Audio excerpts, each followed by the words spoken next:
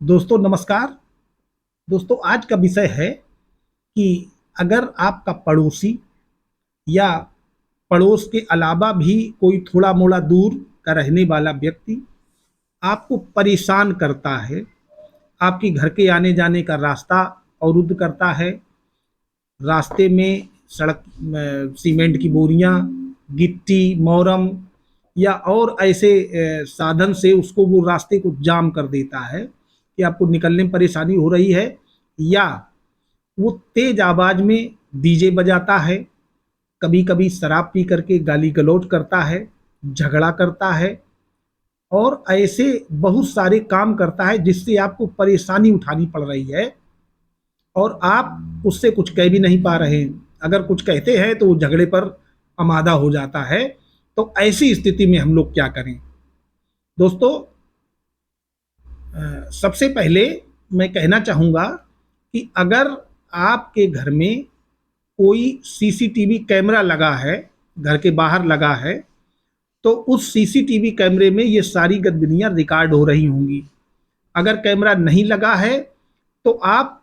मेरी राय में सबसे पहले ऐसे पड़ोसी या ऐसे व्यक्ति की गतिविधियां किसी मोबाइल में रिकॉर्ड करिएगा, उसका एक वीडियो बना लीजिएगा, वीडियो शूट कर लीजिएगा और ध्यान रखिए वो वीडियो आपसे डिलीट ना हो, उसको साक्ष्य के रूप में प्रयोग किया जाएगा, उसको सुरक्षित कर लीजिएगा। और वीडियो बना लेने के बाद या सीसीटीवी कैमरा में उसकी फुटेज आ जाने के बाद आपके पास दो विकल्प हैं। या तो आप अपने क्षेत्र के एसडीएम के यहाँ, माने रूरल एरियाज में और शहरी क्षेत्रों में डिस्ट्रिक्ट मजिस्ट्रेट के यहाँ, या उनके जो नीचे के ऑफिसर हैं उनके पास, जो रेवेन्यू के ऑफिसर हैं उनके यहाँ आप उनकी ईमेल आईडी पर, उनका एक ईमेल भी होता है जो किसी भी इंटरनेट पे आप सर्च कर सकते हैं, पूरे भारतवर्ष में जहाँ भी किसी भी जिले में जो भी एसडीओ हैं या एसडीएम हैं या डिप्टी कलेक्टर हैं, उनके ईमेल आईडी पर आप पूरा मैटर लिखते हुए और उस फुटेज की कॉपी बना करके उनको भेज दीजिएगा। दोस्तों ये प्रक्रिया सीआरपीसी माने दंड प्रक्रिया संहिता, ऐसी प्रक्रिया जिसमें दंडात्मक विधियां किस तरीके से इन्फोर्स की जाएंगी उनका विवरण दिया है, उसकी धारा 133 के अंतर्गत दी जाती है न्यूसेंस करने के लिए। तो आप ऐसा प्रार्थना पत्र सारी बातें लिखते हुए उनको ईमेल कर दें या उनका मोबाइल नंबर सर्च कर लें और उनके व्हाट्सएप पर वही पूरी पीडीएफ कॉपी भेज दें। तीसरा एक और विकल्प है कि आप उनकी कोर्ट में जाकर के एक साधारण प्रार्थना पत्र सीआरपीसी की धारा 133 के अंतर्गत कि ऐसा व्यक्ति मुझे परेशान कर रहा है, यहाँ पर इस तरीके से वो न्यूसेंस कारित कर रहा है। न्यूसेंस का मतलब होता है ऐसा कार्य करना जो करने के लिए विधि द्वारा रोका गया हो। जैसे शराब पी के गली में गाली गलौज करने से रोका गया है और कोई व्यक्ति कर रहा है, आप उसको सीधे सीधे रोकेंगे तो वो नहीं मानेगा, आपसे झगड़ा करेगा, गाली गलौज करने लगेगा, बात कहीं और आगे बढ़ सकती है। तो आप ऐसी स्थिति में, पता चला वो अपने घर में बहुत तेज डीजे बजा रहा है, गाने बजा रहा है, या खुद वो लड़ाई झगड़ा कर रहा है अपने घर के ही सदस्यों से, उससे आपको परेशानी हो रही है, आपके घर में छोटे छोटे बच्चे हैं, वो गालियां सुन रहे हैं, उससे वो खराब हो जाएंगे, बिगड़ जाएंगे। या और बहुत सारे, उसने पता चला कि अपने घर का कूड़ा आपके घर के सामने डाल दिया है या अपने घर के नाली का पानी वो आपके तरफ बहा रहा है। तो ऐसी स्थिति में आप एसडीएम को जैसे ही प्रार्थना पत्र देंगे, तो दोस्तों ऐसा प्रार्थना पत्र देने के बाद एसडीएम लोकल पुलिस से, माने आपका जो घर है जहां आप रहते हैं वो जिस थाने के ज्यूरिडिक्शन में आता है, जिस थाना क्षेत्र के अंतर्गत आता है, उस थाना क्षेत्र से एसडीएम साहब एक रिपोर्ट मंगाएंगे कि ये जो शिकायत आई है क्या ये सही है और ऐसे व्यक्ति के विरुद्ध क्या कार्यवाही कर दी जाए। ये लीगल प्रोसेस है। और जैसे ही वो रिपोर्ट मंगाई जाती है तो पुलिस, लोकल पुलिस एक इंक्वायरी करने आती है। वो इंक्वायरी करने में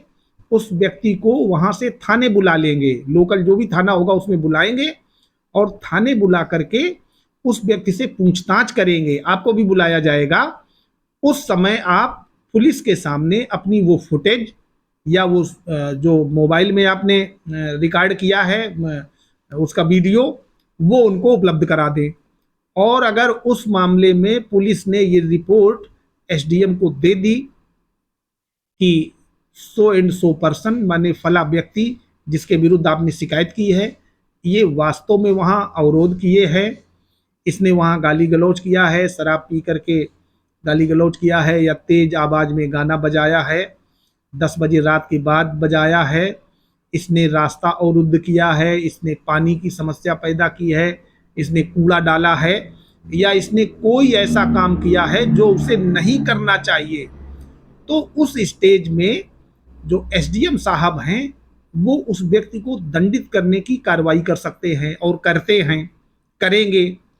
तो ऐसा पड़ोसी, ऐसा व्यक्ति जो आपको परेशान कर रहा था, उससे बिना लड़ाई झगड़ा करे, उसको बिना कुछ कहे आप लीगल तरीके से उसको डेमोलाइज कर सकते हैं, परेशान कर सकते हैं, उसको सही दंड दिला सकते हैं ताकि वो दोबारा ऐसी हरकत ना करे। और दोस्तों, अगर फिर भी इतना सब होने के बाद भी वो दंडित हो जाए, चूंकि इसमें जुर्माने की ही व्यवस्था है और बहुत छोटा सा दंड है, लेकिन अगर पुनः ऐसी हरकत की जाती है तो फिर दंड की अच्छी खासी व्यवस्था है। दोबारा में 6 महीने की सज़ा है, और चूंकि बहुत छोटी सज़ा होती है तो उसकी अपील नहीं हो पाती है और वो सज़ा भुगतनी ही पड़ती है। तो आपका पड़ोसी जब कोई गलत काम करेगा और ऐसा काम करेगा जो विधि द्वारा निषिद्ध किया गया है, रोका गया है, विदिता करना सही नहीं है, और उसके लिए आपको परेशानी हो रही है, आप शिकायत करते हैं, तो ऐसी शिकायत पर वो जब दंडित किया जाएगा तब उसको एहसास होगा कि काश मैंने ऐसा न किया होता। दोस्तों, बहुत सारे लोग इन छोटी छोटी घटनाओं को ध्यान नहीं देते हैं और बात आई गई हो जाती है, कोई शिकायत नहीं करते हैं। इससे आपके पड़ोसी या उस व्यक्ति के हौसले बुलंद हो जाते हैं जो ऐसा गलत काम कर रहा है। अगर इस तरीके की कोई घटना आपके अगल बगल पड़ोस में हो रही है तो दोस्तों, मेरी राय है इस पर कार्रवाई करें और ऐसे व्यक्ति को जरूर दंड दिलवाएं जिस व्यक्ति ने न्यूसेंस कारित किया है, माने ऐसा काम किया है जो उसे नहीं करना चाहिए। उसने आपको आपके घर के सामने कूड़ा डाल दिया, उसको डालने का कोई राइट नहीं है। वो आपके घर के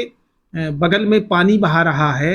कुछ ऐसा सामान उसने रख दिया, आपकी गाड़ी नहीं निकल पा रही है, वो अपनी गाड़ी बीच सड़क पे खड़ी कर देता है, आपके यहाँ कोई रिश्तेदार आए तो नहीं निकल पाएगा, आपके यहाँ कोई बीमार हो जाए तो रात में वहाँ से आप तुरंत जा नहीं सकते हैं। तो ऐसे व्यक्ति को दंडित करा देना माने उसको सही रास्ते पर लगा देना है, अब वो दोबारा फिर कोई हरकत नहीं करेगा। नमस्कार।